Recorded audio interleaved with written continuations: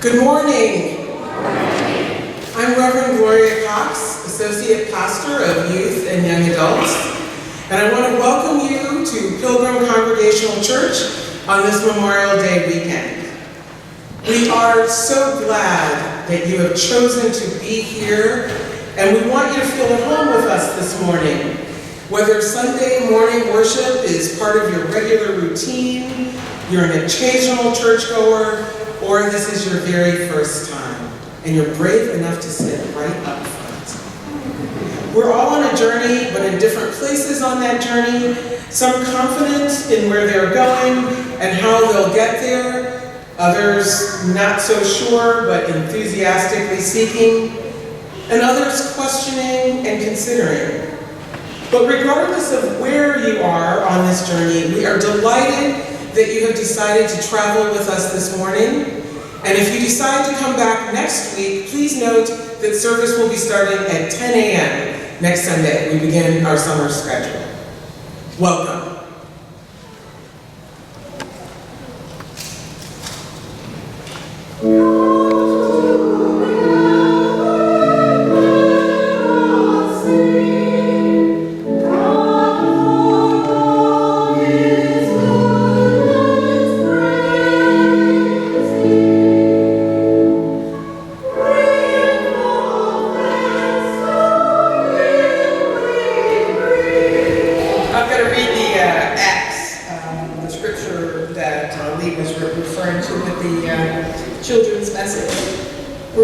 From the 16th chapter of Acts, starting with the 6th verse. And this is about Paul being given direction to get to Macedonia. And they went through the region of Phrygia and Galatia, having been forbidden by the Holy Spirit to speak the word in Asia. And when they had come opposite Mysia, they attempted to go into Bithynia, but the Spirit of Jesus did not allow them. So passing by Mysia, they went down to Troas. I don't need any more city names in the scripture. It feels like the Old Testament. And a vision appeared to Paul in the night. A man of Macedonia was standing beseeching him and saying, "Come over to Macedonia and help us." And when he had seen the vision, immediately we sought to go on into Macedonia, concluding that God had called us to preach the gospel to them. Setting sail, therefore, from Troas, we made a direct voyage to Samothrace, and then the following day to Neapolis, and from there to Philippi, which is the leading city of the district of Macedonia, and a Roman colony. We remained in this city some days, and on the Sabbath day, we went outside the gate to the riverside where we were supposed there was a place of prayer. And we sat down and we spoke to the women who had come together. One who heard us was a woman named Lydia, from the city of Thyatira, a seller of purple goods, who was a worshiper of God. The Lord opened her heart to give heed to what was said by Paul, and when she was baptized with her household, she besought us, saying, "If you have judged me to be faithful to the Lord, come to my house and stay." And so she prevailed upon us. The word of God for the people of God. Thanks be to God. As some of you may know, I am a bivocational pastor, meaning that I have two careers, one in ministry and one in the secular world. Now, technically, I retired last year from my secular job, but that turned out to be more of a corporate sabbatical, and now I'm back with my old company, although in a different role. But ironically, during my time away from corporate America, I discovered that I really like being bivocational. Although it does require me sometime to do some fancy juggling of my schedule, like taking conference calls from a church parking lot, or quickly switching focus between wildly disparate topics. I start each day, so therefore, by making a mental plan for what I'm going to accomplish in what order, even before I get out of bed. My goal is to try to keep everything in balance personally and professionally. I want to stay ahead of the key deadlines, plus make sure that no one I work with has to wait on me and that they have what they need to accomplish what they need to do. I want to make sure that my family and the family dog have their needs met. And of course, I want to make sure that I'm attending to self-care by eating healthy, exercising, relieving stress. So that's how I start my day, with a plan. And then sometimes, literally within 5 minutes of getting out of bed, but always within the first hour, my plan has been hijacked by something I didn't expect, hadn't thought of, or something just more compelling at the moment, which, to be honest, could be Facebook. I don't usually let this upset me too much, because after all, how wedded can I be to a plan I made less than an hour ago? So it's pretty easy to go with the flow when your day goes a bit different than you planned, especially when it happens with such regularity. It can be much harder, though, when you put a lot of thought, time, and personal investment into making a plan, maybe even announcing it publicly, and then realizing that you need to, you want to, or you're called to pivot. We're currently in the midst of graduation season, which got me thinking about the plans that I made 40 years ago when I graduated from high school. Now, high school graduation is a big milestone for many of us because it's a symbolic leaving of the nest in terms of making some choices or at least some declarations about what you're going to do or be when you grow up. People will ask you rather benignly, what's next? Which could mean, what are you going to do with all of your time now that you don't have to go to high school every day? But secretly you suspect it means, what are you going to make of your adult life?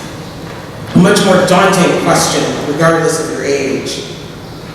So 40 years ago, like the enthusiastic, overachiever, oldest child that I was, I of course had a plan for my future and a ready answer for that question.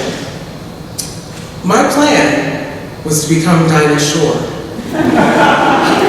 Now, more specifically, my plan was to become the host of a network television variety show. I probably would have aspired to be Oprah, but Oprah wasn't Oprah 40 years ago.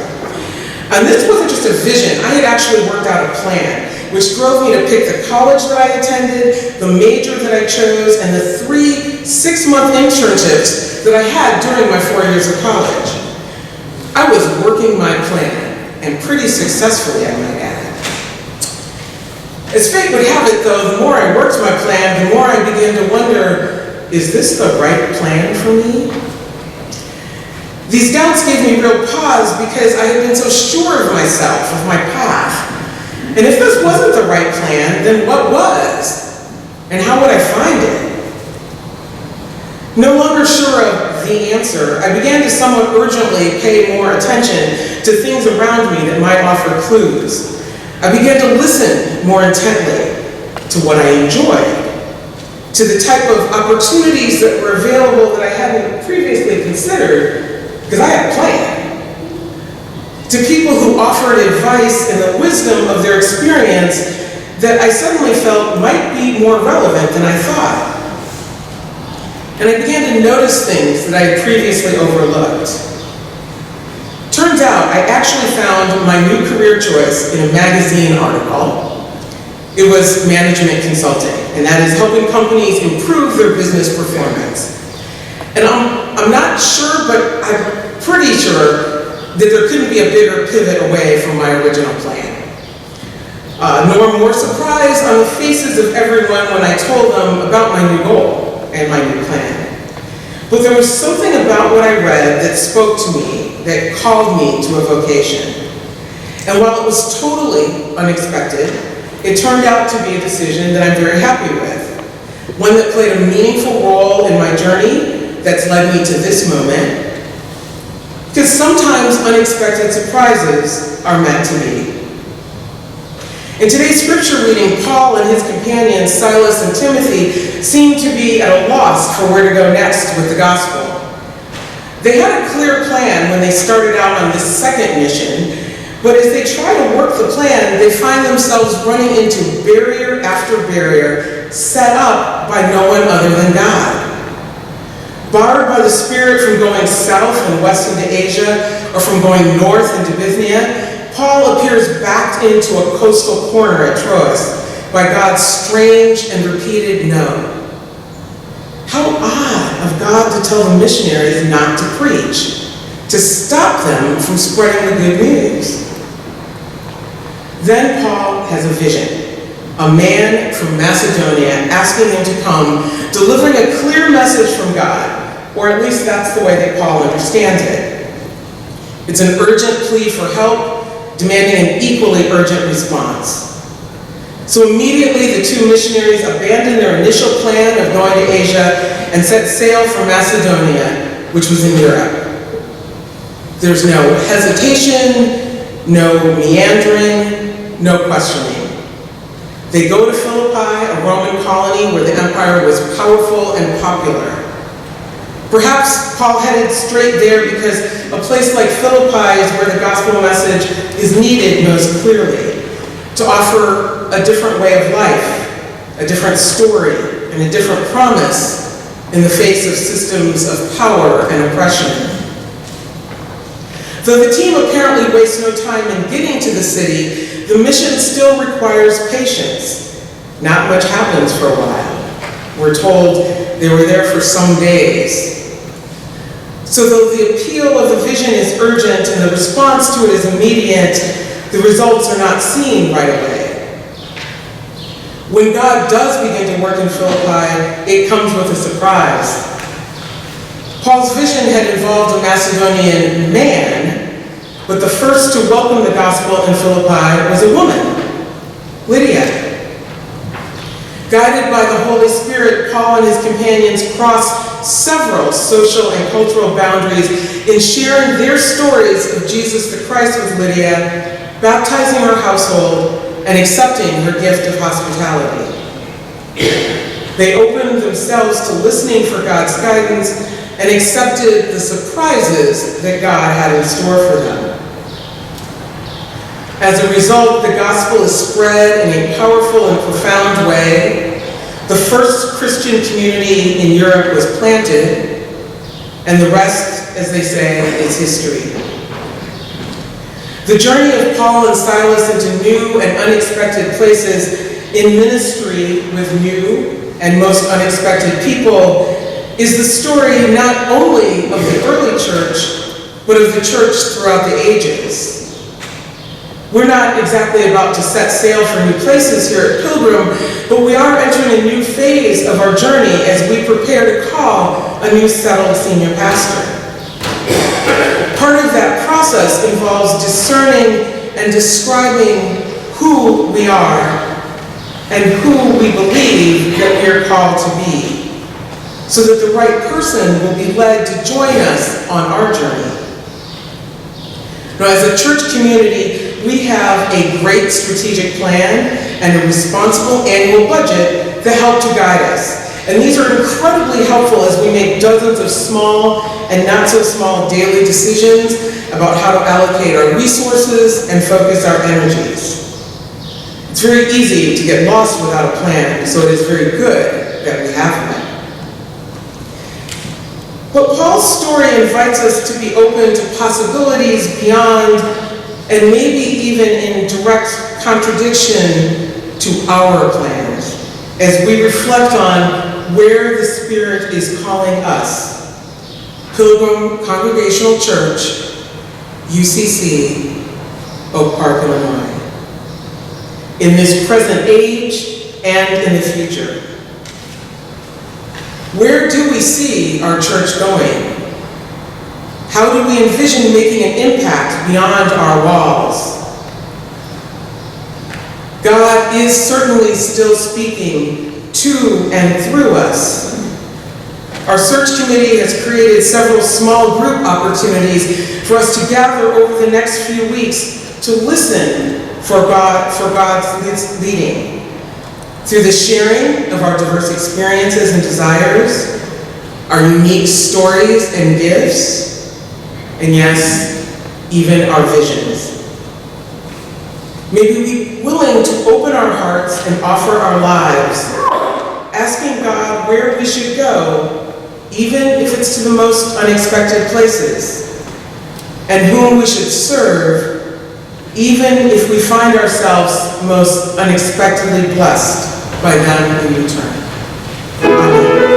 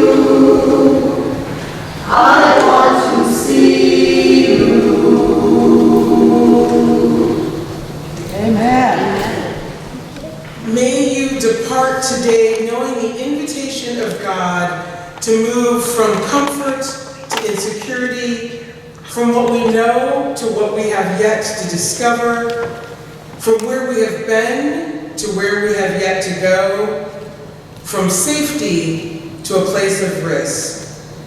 Go in the example of the saints before you, knowing that God is with you every step of the way. Go in peace. Amen.